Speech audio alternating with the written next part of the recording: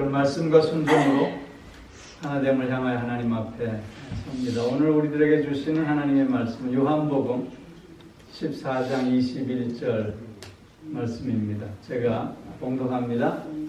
나의 계명을 지키는 자라야 나를 사랑하는 자니 나를 사랑하는 자는 내 아버지께 사랑을 받을 것이요 나도 그를 사랑하여 그에게 나를 나타내리라.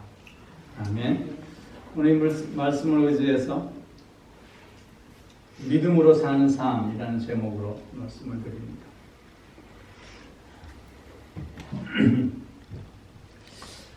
사람은 무엇으로 사는가? 라는 그 톨스토이의 단편 소설이 있습니다. 하나님의 명령을 어겨서 쫓겨난 천사 미하엘이 가난한 구두수송공 시몬을 만나서 살면서 하나님께서 깨닫고 오라는 세 가지 질문에 대한 교훈을 얻고 다시 날개가 생겨서 하늘로 올라갔다는 그런 얘기인데요.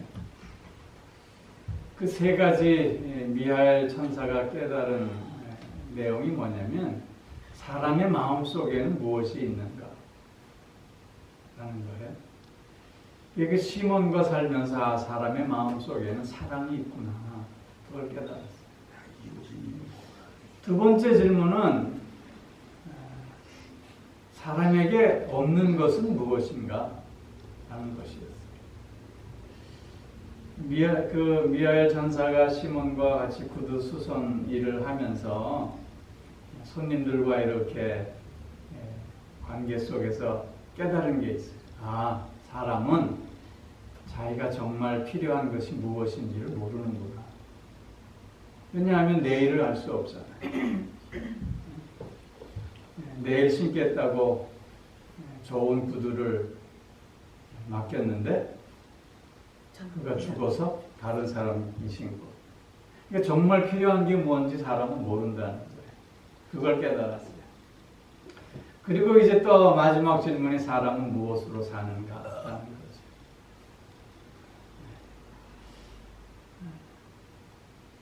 그 미하엘 천사가 깨달은 답은 사람은 근심과 걱정, 자기에 대한 근심과 걱정으로 사는 것이 아니라 사랑으로 사는구나. 그렇게 답을 찾고는 날개가 착 생겨서 하늘로 올라갔다는 거예요. 사람은 사랑으로 살아요. 그러면 우리 그리스도인은 무엇으로 살까요? 응? 믿음으로. 고린도전서 13장 13절 말씀에 보면 믿음, 소망, 사랑 이 세 가지는 항상 있을 것인데 그 중에 제일은 사랑이라. 사랑이어야지. 왜 사도 바울은 믿음, 소망, 사랑을 얘기하면서 왜 사랑이 제일이라고 그랬을까? 사도 바울에게 있어서 믿음이라는 말은 주로 어떤 때에 쓰이냐면 예수 그리스도께서 이 땅에 오셔서 나를 위해서 죽으시고 십자가에서 죽으시고 3일 만에 부활하셨다라고 하는 그 역사적 사건에 대해서 주로 믿음을 많이 얘기해요. 즉 믿음이라고 하는 건 결국 2000년 전에 이 땅에서 일어났던 사건에 대한 믿음이에요. 그것을 우리는 오늘 나를 위해서 일어난 사건으로 믿는 거죠. 그러니까 믿음이라고 하는 건 어떤 의미에서 보면 과거에 대한 이야기예요.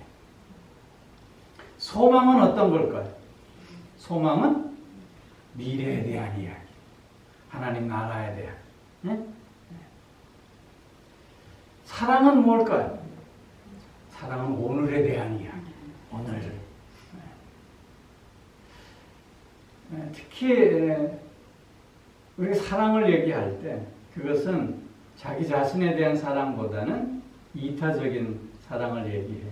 그 이타적인 사랑의 근거가 뭐죠? 예수 그리스도께서 나를 위해서 그렇게 사랑을 보여주셨다는 것에 근거하는 거예요. 그래서 그런 근거를 가지고 우리는 오늘도 사랑하는 삶을 살아야 하기에 믿음, 소망, 사랑 중에 제일이 사랑이라고 사도 바울은 얘기하는 거예요. 결국 소망도 믿음이 있어야 돼요. 믿음이 없는 자에게는 소망이 있을 수 없어요. 그리고 사랑도 믿음이 근거가 돼야 돼요. 예수 그리스도께서 나를 위해서 이렇게 사랑하여 주셨다고 하는 그 믿음이 근거가 되고 바탕이 될 때 우리는 또한 그 사랑을 배우고 그 사랑으로 사랑을 실천할 수 있게 되는 거예요. 그렇다면 믿음, 소망, 사랑 그 중에 제일은 사랑이라 라고 하는 말씀도 맞지만 우리 그리스도인들은 무엇으로 사는가? 믿음으로 살아야 한다는 거예요. 믿음으로. 그러면 우리 그리스도인들이 믿음으로 산다고 했을 때 그 믿음으로 산다고 하는 것은 무엇을 의미하느냐 하는 거예요. 믿음으로 산다고 했을 때 그것은 어떤 삶을 말하는 것이냐? 오늘 본문을 통해서 우리 그 교훈을 같이 얻으려고 해요. 나의 계명을 지키는 자라 나를 사랑하는 자니 그랬어요. 믿음으로 사는 자의 첫 번째는 뭐예요? 하나님을 주님을 사랑하는 자예요. 주님을 사랑하는 자는 어떤 자예요? 계명을 지키는 자예요. 우리가 오늘 함께 읽지는 않았지만 요한복음 14장 15절 말씀에서 보면 나를 사랑하는 자는 계명을 지키는 자니라 말씀하고 있어요. 그러니까 요한복음 14장 15절에서는 나를 사랑하는 자는 계명을 지킨다라고 말씀하고 있고요. 오늘 본문에서는 계명을 지키는 자라야 나를 사랑하는 자다 말씀하고 있는 거예요. 즉 주님을 사랑하는 자는 어떤 자예요? 계명을 지키는 자라는 거예요. 순종하는 자라는 거예요. 그래서 믿음으로 산다고 하는 건 뭐냐면 주님을 사랑하는 자인데 그 주님을 사랑하는 그 사랑이 어떻게 나타나요? 순종으로 나타나야 한다는 거예요. 우리가 만약 그 계명에 순종하지 않는다면 우리는 어떤 자예요? 주님을 사랑하지 않는 자라는 거예요. 여러분 부모가 사랑으로 자녀들을 키울 때 자녀들이 그냥 지나가는 말로 한마디 툭 뱉은 것도 우리 마음에 담잖아요. 그래서 그 마음을 헤아리고 그 마음을 좋게 해주려고 우리 애쓰잖아요. 주님을 우리가 사랑한다면 주님의 말씀에 우리가 마음이 가야지요. 여러분 사랑은요 가만히 있을 수 없게 해요. 사랑은 우리를 움직이게 해요. 우리를 행동하게 해요. 사랑은 그래서 뭐예요? 정지가 아니에요. 사랑은 진행이에요. 막 달려나가게 하잖아요. 우리가 정말 주님을 사랑한다면 우리는 그 주님의 말씀에 반응할 수밖에 없어요. 그 주님의 말씀대로 살려고 애쓸 수밖에 없어요. 왜? 그게 사랑이니까. 우리는 주님을 사랑한다고 고백해요. 그러면서도 주님의 말씀에는 순종하지 않아요. 이건 잘못된 거라는 거예요. 그릇된 거라는 거예요. 그래서 야고보서는 뭐예요? 행함이 없는 믿음은 죽은 믿음이라고 얘기하는 거예요. 그 행함이 없는 믿음은 결국 주님에 대한 사랑이 없는 믿음을 얘기하는 거예요. 주님에 대한 사랑이 있다면 행할 수밖에 없다는 거예요. 그리스도인들은 믿음으로 살아요. 그 믿음으로 사는 첫 번째는 주님을 사랑하는 삶이에요. 그 삶은 말씀에 순종하는 삶. 우리 늘 확인할 수 있어야 돼요. 내가 말씀에 순종하고자 하는가? 내가 주의 말씀에 내 마음을 다 쏟아내려고 하는가? 그 말씀에 귀 기울이려고 하는가? 우리 확인할 수 있어야 돼요. 그게 주님을 사랑하는 자의 당연한 모습이라고 하는 거죠. 믿음으로 사는 삶의 첫 번째는 그래서 주님을 사랑하는 삶. 그것은 순종을 통해서 사랑을 나타내는 삶이 되어야 한다는 거예요. 두 번째로는 뭐예요? 나를 사랑하는 자는 내 아버지께 사랑을 받을 것이요 그랬어요. 아버지의 사랑을 받는 삶이에요. 아버지의 사랑을 받는 삶. 오늘 여기 본문의 말씀을 그냥 읽어보면 내가 예수 그리스도를 사랑하기 때문에 하나님은 나를 사랑하신다. 이렇게 우리가 이해할 수 있잖아요. 그런데 이 순서가 틀린 거예요. 누가 먼저 사랑하셨어요? 내가 주님을 사랑하기 때문에 주님이 나를 사랑하는 게 아니라 주님의 사랑이 내게 먼저 왔기에 내가 주님을 사랑할 수 있는 거예요. 즉 내가 주님을 사랑하는 그 사랑에 대한 응답으로 하나님이 나를 사랑하시는 게 아니라 하나님이 당신의 주권적인 의지를 가지고 나를 먼저 선택하시고 나를 사랑하시고자 작정하시는 가운데 나에게 믿음을 주시고 그래서 그 믿음을 가지고 하나님 앞에 바르게 나아가게 함으로 말미암아 하나님이 뭐예요? 오늘 나의 삶 가운데 하나님 노릇을 계속해 주신다고 하는 의미의 말씀이에요. 즉 그리스도인으로서 믿음으로 산다고 하는 것은 오늘 하나님이 사랑 가운데 나에게 하나님 노릇을 계속해 주시는 삶입니다. 하나님이 나의 삶 가운데 하나님 노릇을 계속해 주시는 삶은 결국 어떤 삶일까요? 나의 기도를 들어주시는 거예요. 하나님 앞에 나아가 내가 간구할 때 하나님은 그 기도를 들으시고 응답해 주시는 거예요. 뿐만 아니라 나의 필요한 것을 나보다 먼저 아시고 어떻게 해요? 채워주시는 거예요. 부족함 없는 삶을 살게 하시는 거예요. 오늘 하나님의 그 섭리 가운데서 최고의 삶, 최선의 삶을 살게 해 주시는 것이 바로 하나님이 오늘 사랑 가운데 하나님 노릇해 주심으로 하나님의 사랑을 받는 삶을 살게 해 주십니다. 그뿐만 아니라 하나님이 나를 사랑하여 주신다고 하는 건 뭐예요? 나를 지키시고 나를 보호하시고 나를 친히 선한 뜻 가운데 인도해 주신다고 하는 걸 의미하는 거예요. 믿음으로 산다고 하는 건 그래서 이렇게 하나님의 사랑을 받는 삶을 사는 거예요. 그렇게 우리는 믿음을 포기할 수 없어요. 그렇게 우리는 믿음이 무엇보다도 값진 것임을 우리는 깨닫고 그 믿음 안에 강하고 담대함을 가지고 늘 승리하는 삶을 살 수 있어야 합니다. 아버지의 사랑이 오늘 나와 함께 아버지께서 오늘 나를 붙잡고 계시고 아버지께서 오늘도 나를 이렇게 세우시고 나를 승리케 하여 주시는 것. 그게 믿음으로 사는 삶입니다. 늘 오늘도 아버지의 사랑 안에 있음을 그래서 체험하고 고백하며 감사하고 찬양하는 우리들이 꼭 되어줄 수 있어야 하리라 믿습니다. 믿음으로 산다고 하는 건 세 번째로 나도 그를 사랑하여 그에게 나를 나타내리라 그랬어요. 나타내리. 이 나타내신다라고 하는 의미는 미래 시제형으로 사용하고 있는데 그건 뭐냐면 짧게는요. 부활하신 주님께서 당신을 우리에게 보여주시는 걸 얘기하고요. 길게는 심판주로 오셔서 우리와 함께 하시는 것을 얘기하는 거예요. 우리 뒤에 것은 우리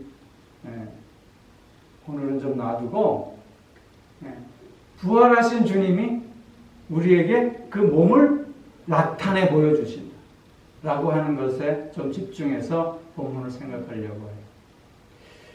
부활하신 주님이 우리에게 나타나 당신을 보여주신다라고 하는 건 결국 무엇을 의미하냐면 우리의 삶의 변화와 성숙을 의미해 주는 거예요.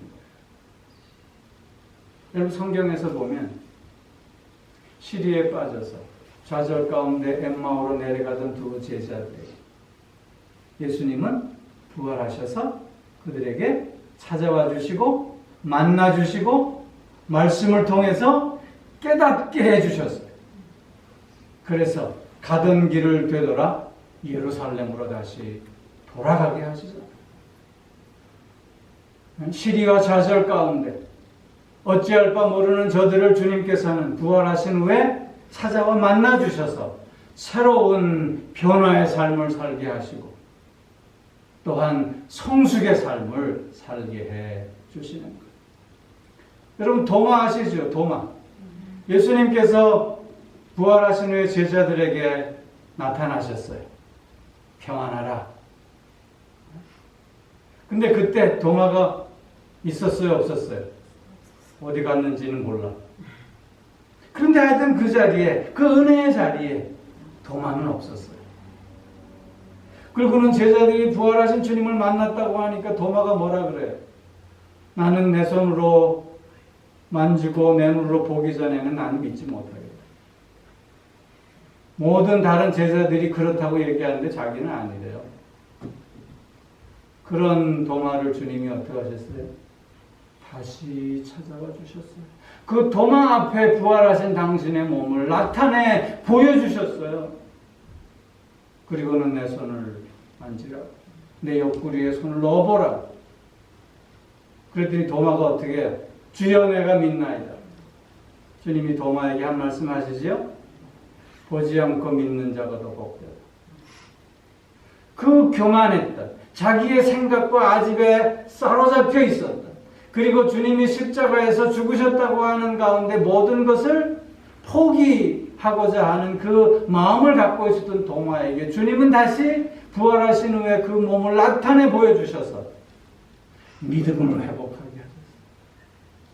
변화의 삶을 살게 하시고 성숙의 열매를 살게 해 주셨잖아요. 베드로, 주님을 3번씩이나 부인했던 베드로, 예수님이 십자가에서 못 박혀 죽으시자 어떻게 했어요? 고향 갈릴리로 돌아가서 할 일 없이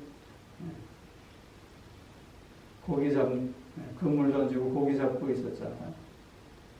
그때 부활하신 주님께서 베드로를 찾아오셨어요. 내가 나를 사랑하는, 내가 나를 사랑하는. 시리와 좌절 가운데 절망 속에 앞이 캄캄해 앞으로 어떻게 살아야 할 것인가를 모르고 심란하고 방황하는 베드로를 주님은 찾아오셔서 사명을 일깨우시고 새로운 변화와 성숙의 삶을 살게 해 주셨잖아요.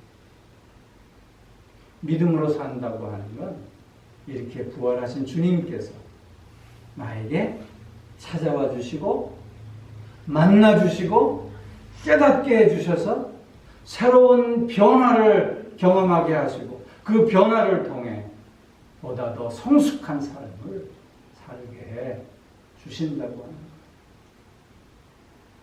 믿음으로 사는 삶, 그래서 변화와 성숙의 삶인 거예요. 왜? 부활하신 주님이 나를 찾아와 만나 주시고 깨닫게 해 주시고 결단하게 해 주시기 때문이라는 거죠. 유대인들은요, 자녀들에게 세상에는 3종류의 사람이 있다고 가르친대요. 그 첫 번째 사람은요, 질병 같은 사람이에요. 병이라고 하는 건 멀쩡한 몸에 고통을 주고 심하면 죽게까지 하잖아요. 질병 같은 사람은요, 가까이 하면 할수록 마음이 아파요. 피하고 싶어요. 그런 사람이죠. 두 번째 종류의 사람은 치료제 같은 사람이에요. 여러분, 병이 들면 약 먹어야 되잖아요. 그런데 그 약은 건강할 때는 필요 없잖아요.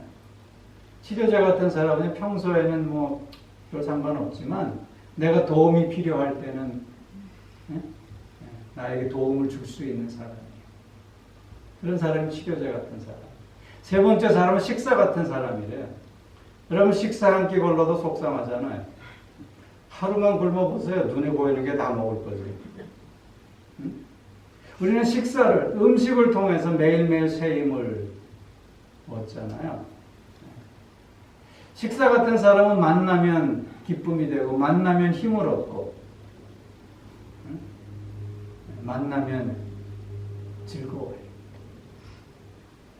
이런 식사 같은 사람은요, 그래서 늘 가까이 해야 되고요.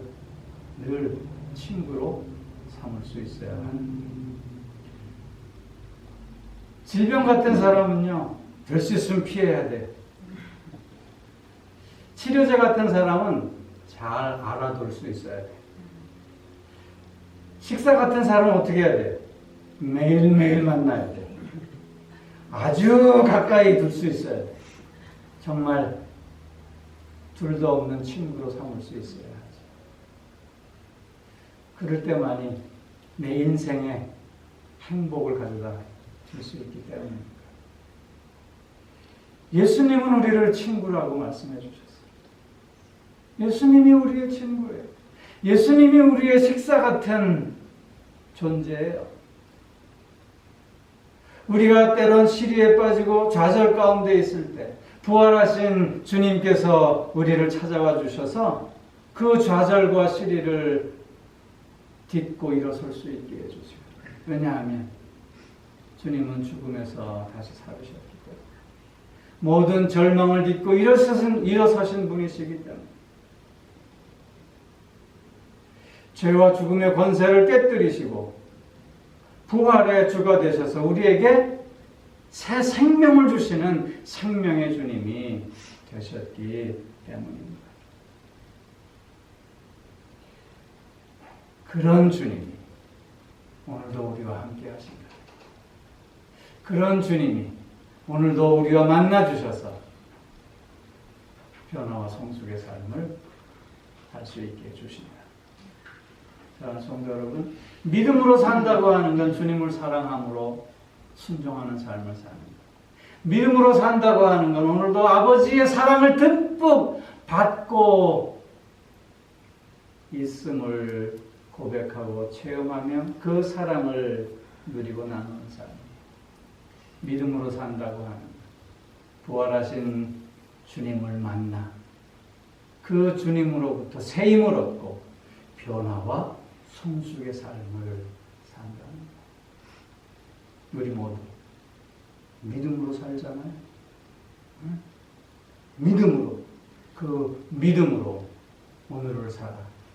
다시 한번 나의 삶을 아름답게 꽃 피워내는 우리 모두가 꼭 되어지기를 주 이름으로 축원합니다. 기도하겠습니다. 사랑의 아버지 하나님, 믿음으로 산다는 것은 주님을 사랑함으로 순종의 삶을 사는 것이고, 또한 아버지의 사랑을 받고 있음을 고백하고 체험하며 그 사랑을 누리고 나누는 삶을 산다는 것이고, 또한 주님의 만나주시고 깨닫게 해주시고 힘주심을 통해서 변화와 성숙의 삶을 산다는 것임을 깨닫습니다. 아버지요, 오늘도 우리에게 믿음을 주시고 그 믿음으로 오늘을 복되게 하시고 그 믿음으로 오늘을 아름답게 하여 주시오니 감사를 드립니다. 이 믿음으로 다시 한번 우리의 삶을 아름답게 꽃 피워내는 놀라운 은혜와 역사가 있게 하여 주시옵소서. 감사드리며 우리 주 예수 그리스도의 이름으로 기도하옵나이다. 아멘. 이제는 우리 주 예수 그리스도의 은혜와 하나님 아버지의 무한하신 사랑하심과 성령의 교통하시며 인도하시며 내주하시며 또한 복주심의 역사가 믿음으로 오늘을 살아 다시 한번 최고의 삶, 아름답게 꽃을 피워내는 삶을 삶으로 하나님께 찬송과 영광을 올려드리겠노라 다시금 소원하며 결단하는 사랑하는 성도들과 그 가정과 하시는 모든 일들 위해 이제로부터 영원토록 함께 하옵시기를 간절히 축원하옵나이다. 아멘.